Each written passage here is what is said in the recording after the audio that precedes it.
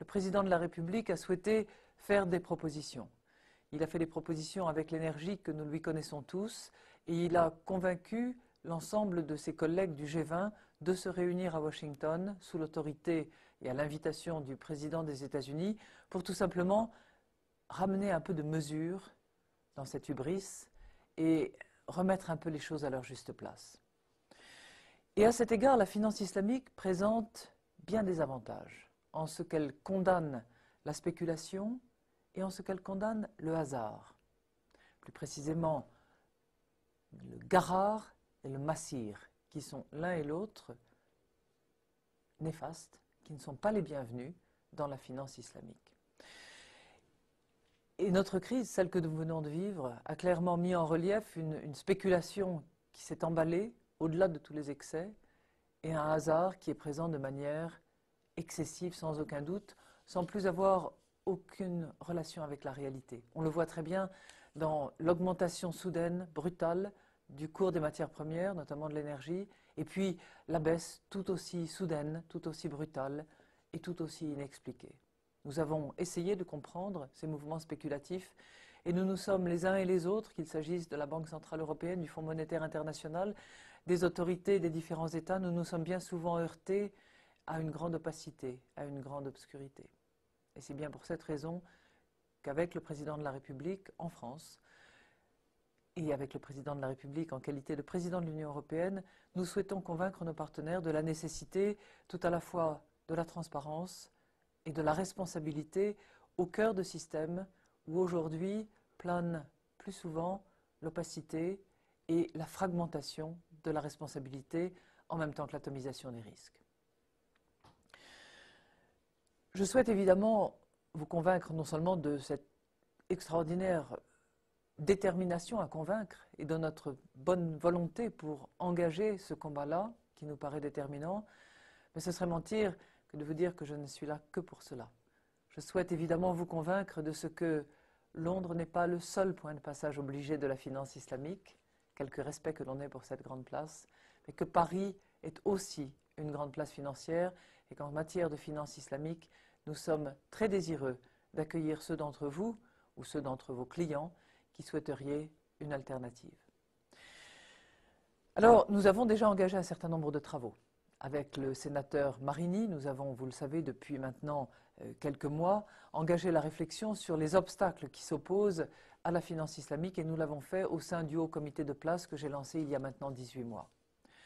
Dans la foulée, l'autorité des marchés financiers, que je souhaite saluer ici, a créé un régime adapté au développement de fonds d'investissement respectueux des prescriptions de la charia. L'association Paris Europlace, dont je tiens là aussi à souligner l'engagement, a publié le rapport d'Elias Chouini et d'Olivier Pastré, que je salue s'ils sont présents dans la salle, pour leur énorme contribution à une meilleure compréhension des mécanismes et des exigences de la finance islamique.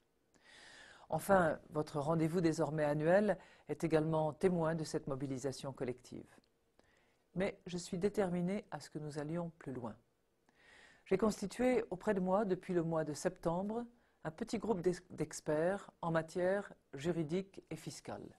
Car je le sais, c'est dans la sécurité, dans la prévisibilité que nous pouvons construire une relation de partenariat.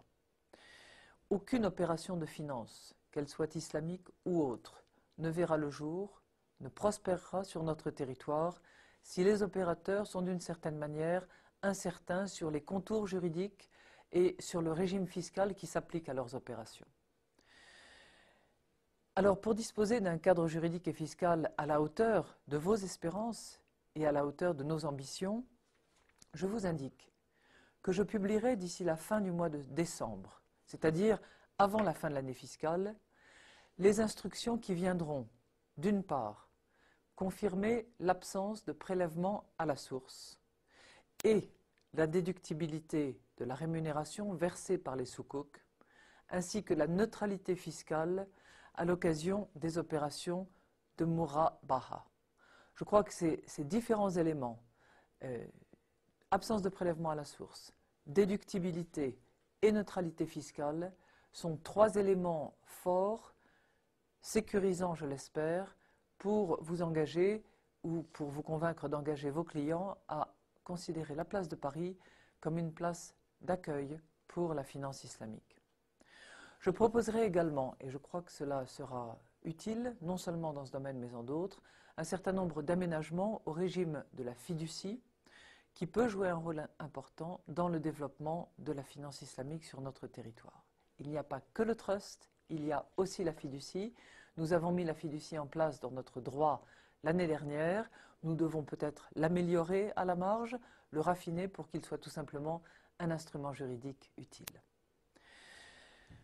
Et puis j'ajoute évidemment que pour celles des banques qui souhaiteraient porter cette activité, qui souhaiteraient réaliser des opérations conformes aux dispositions de la charia, eh bien, le territoire français est évidemment prêt à les accueillir et les engage à considérer le territoire français comme une terre d'accueil.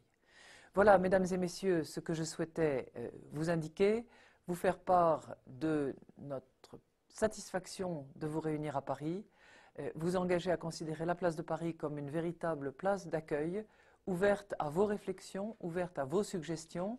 En attendant, nous allons évidemment continuer à travailler. Je vous l'ai dit, avant la fin du mois de décembre, les instructions fiscales seront publiées et nous aurons un cadre juridique et fiscal qui sera sécurisé et stabilisé.